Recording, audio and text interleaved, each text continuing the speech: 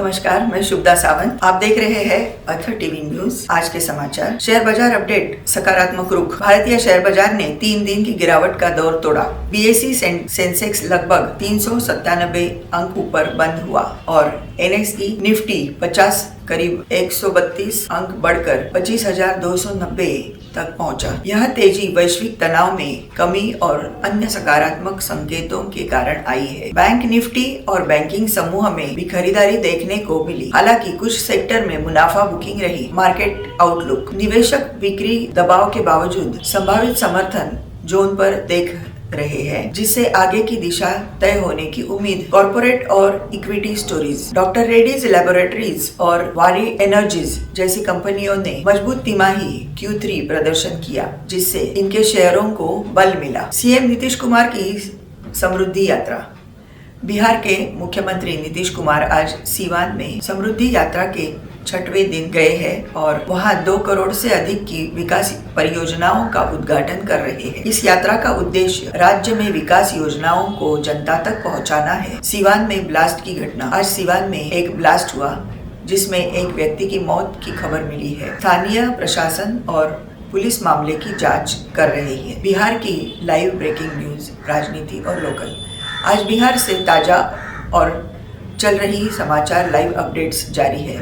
राजनीति, प्रशासनिक फैसले, अपराध, मौसम और अन्य घटनाओं को लेकर जानकारी दी जा रही है। आज अयोध्या में रामलला की प्राण प्रतिष्ठा दूसरी वर्षगांठ बड़े पैमाने पर श्रद्धालुओं के साथ मनाई जा रही। सुरक्षा और व्यवस्थाएं हाई अलर्ट पर है। धार्मिक पर्यटन और विरासत पर फोकस। उत्तर प्रदेश सरकार धार्मिक स्थलों और ऐतिहासिक विरासत के संरक्षण तथा प्रचार प्रसार को तेज कर रही है, ताकि पर्यटन और सांस्कृतिक गौरव को बढ़ावा मिले। आर्थिक विकास और निवेश। अनुभवात्मक ऊर्जा परियोजनाएं। एनटीपीसी ग्रीन एनर्जी लिमिटेड के राज्य के साथ ग्रीन हाइड्रोजन और अक्षय ऊर्जा प्रोजेक्ट के लिए MOU साइन किया है, जिससे प्रदेश में हरित ऊर्जा निवेश बढ़ेगा। यूपी दिवस पर बड़ा निवेश संदेश। उत्तर प्रदेश दिवस 2026 के अवसर पर राज्य को इंडिया का मोस्ट ट्रस्टेड इन्वेस्टमेंट डेस्टिनेशन बनाया गया है। रुपए 15 लाख करोड़ निकायों, नौकरियों और विकास परियोजना के प्रस्ताव के साथ सड़क और यातायात। गोरखपुर लिंक एक्सप्रेसवे पर टोल रेट तय। गोरखपुर लिंक एक्सप्रेसवे के लिए प्रति एकल यात्रा 285 का टोल शुल्क लागू किया गया है। यह एक्सप्रेसवे आजमगढ़ से गोरखपुर तक सैलानियों और यात्रियों को जोड़ता है। दिल्ली का मौसम और राष्ट्रीय हेडलाइंस।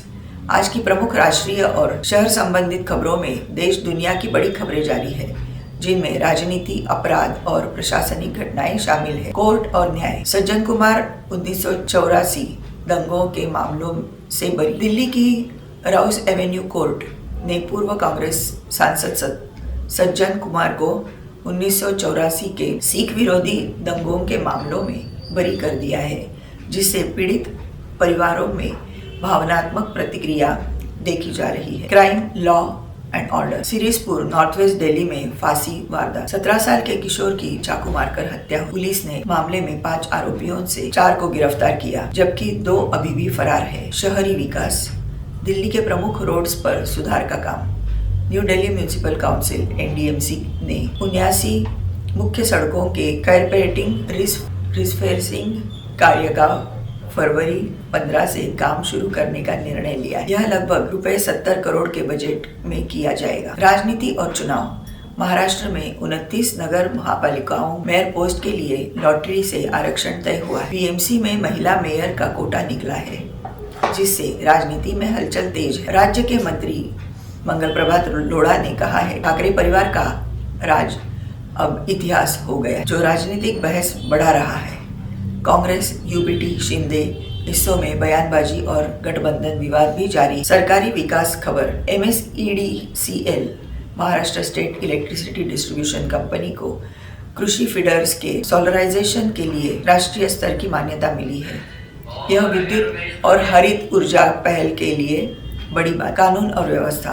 बॉम्बे हाईकोर्ट ने महाराष्ट्र सरकार पर कड़ी टिप्पणी। विशेष रूप से एक मंत्री के फरार बेटे के मामले में अदालत ने पूछा, क्या राज्य में कानून का राज है? इससे प्रशासनिक दबाव बढ़ा है। आज बाजार में गिरावट। आज सोना और चांदी, गोल्ड एंड सिल्वर दोनों के भाव में ठीक ठाक गिरावट देखी गई है। MCX पर सोना लगभग 3072 10 ग्राम गिरकर रुपए 1,49,790 के करीब कारोबार कर रहा है, जबकि चांदी रुपए 7,492 किलो टूटकर रुपए 3,11,000 के आसपास। इस गिरावट का मुख्य कारण वैश्विक तनाव में कमी और डॉलर की मजबूती रही, जिससे सुरक्षित निवेश सेफ हेवन की मांग थोड़ी कम हुई। देश के प्रमुख शहरों में रिटेल रेट 22 जनवरी के अनुसार सोना लगभग 1,53,270 से रुपए 1,53,980 प्रति 10 ग्राम शहर, चांदी लगभग 3,17,230 प्रति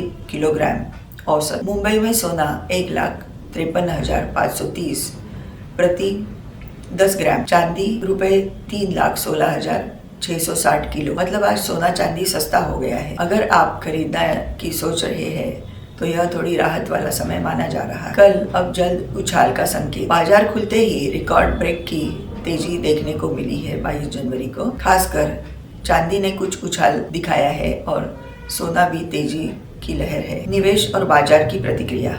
कुछ सिल्वर ETFs और गोल्ड ETFs में गिरावट तेज रही। कच्चे माल की गिरावट से ETF प्राइस में बड़ा असर पड़ा। बाजार विश्लेषक कहते हैं कि यह लघु अवधि का सुधार करेक्शन है और लंबी अवधि में इन धातुओं को सुरक्षित निवेश के रूप में देखा जा रहा है। ये रहे आज के मुख्य समाचार, यहीं पे खत्म होते हैं।